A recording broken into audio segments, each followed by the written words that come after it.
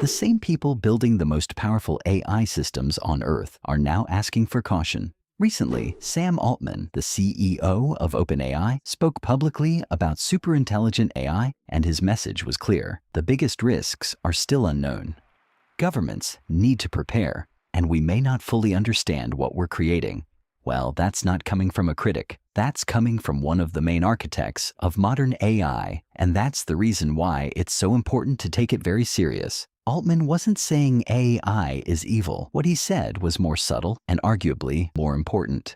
He explained that as AI systems grow more advanced, especially as they approach what experts call superintelligence, we are entering territory we've never explored before. Superintelligence means AI that can outperform humans across many intellectual tasks, not just writing text or analyzing images, but reasoning, strategy, research, and decision-making at levels beyond human capability. And once systems reach that level, we don't really know what the long-term consequences could be. Even the companies building these systems cannot fully predict how powerful they may become in the next 5 or 10 years.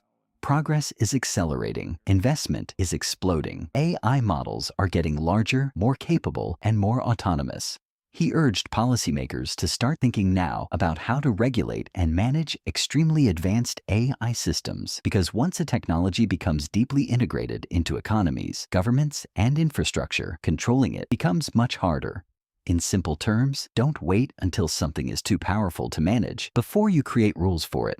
He also touched on jobs. AI is already automating certain tasks. Some companies are replacing roles. But Altman pointed out something interesting. Sometimes companies blame AI for layoffs that may have happened anyway. The relationship between AI and job displacement isn't always straightforward. Still, disruption is coming, and society needs to prepare for that transition.